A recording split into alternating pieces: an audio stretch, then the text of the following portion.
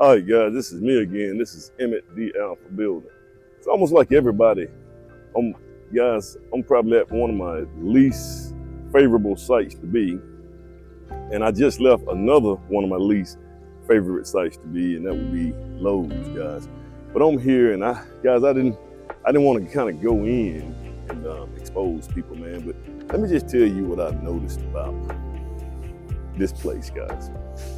These places like this right here, and it's just not Lowe's and Home Depot, guys. It's a lot of places that are like this right here. Not just Lowe's and Home Depot, but just any place where you work at. What I've noticed is that the majority of the workers are baby boomers. I'm not even talking about Gen X. My generation is Gen X. Baby boomers is the generation before me. So I went inside, guys. Yeah, I didn't see not one millennial or Gen Z or whatever those guys are. I didn't even see a Gen X. It seemed like everybody that I saw were baby boomers. Maybe one Gen X. I think I saw one Gen X, and she was on the cash register, guys. But I saw nothing but baby boomers working. Now, this is kind of disheartening for me, man. It kind of bothers me a little bit. And I'll tell you why. Because the problem is, are they working here because they have to work here? Now, if they're just working here and they have a sense of purpose, because guys, once you get to a certain point, and to be honest with you guys, as a builder, I just realized that I can do this until I kill over, until I'm dead. I realize that I'm probably gonna have to work for the rest of my life. I don't have a problem with it because I really love to do what I do. But, you know, it gives me well, let me say this right here. I would do it for the rest of my life because this gives me a sense of purpose to teach building and to build. Because guys, I don't think you can teach something that you're not doing. That's why I'm troubled with the education system, because I think you need to be doing it in order to teach it. But when I look at these guys, man, when I'm here at this place, I don't know if it's that these guys need to have a sense of purpose and they're here because that's just what them. Golly, there needs to be a noise for this guy. But I don't know if these guys are here because they need to have a sense of purpose, which that could be one reason that they're here.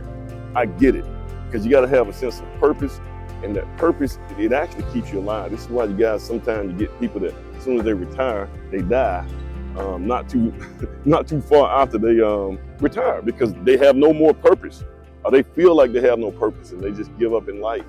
But that may be why some of these baby boomers are here. But one thing I would hate for them to be here is that they're here because they gotta be here. I would hate that, man, and that bothers me, guys, that people are here because they gotta be here. You gotta work, you gotta make money to be able to pay for your medications, and you know, you're getting older, man, and you got medical stuff that's going on, and you gotta have insurance and things like that, man. Guys, that's, you know, I tell my guys, man, I tell my students, imagine yourself, and if you're 18, 19 guys, you one of these younger people, I want you guys to really, really listen to me. Always imagine yourself. I try to imagine myself. I tell them, imagine yourself being in a car, riding down the street in a car, and the person that's next to you is you, 40, 50 years older. So it'll be you.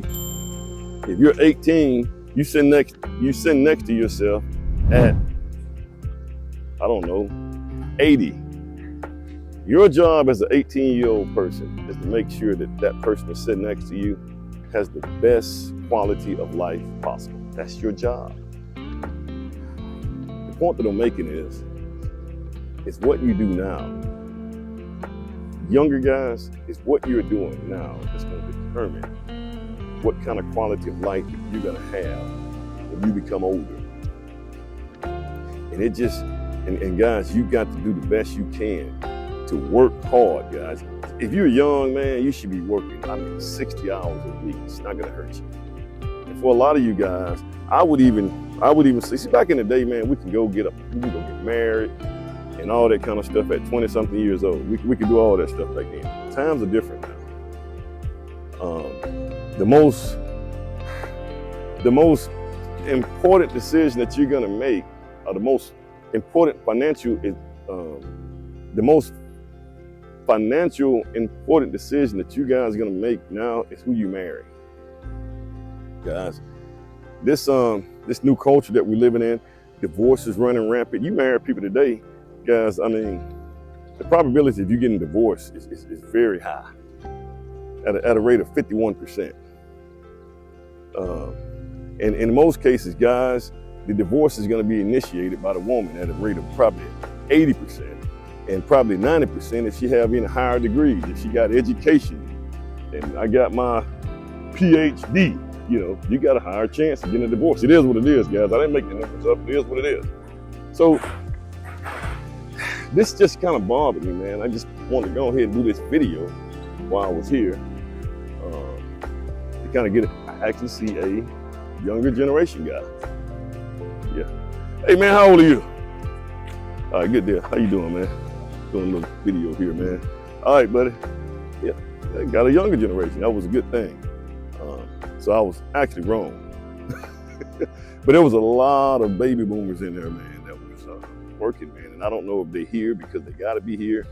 Are they here because they're trying to find a sense of purpose? They're just trying to make money to take care of themselves, man. It is what it is, guys. Guys, like, share, subscribe.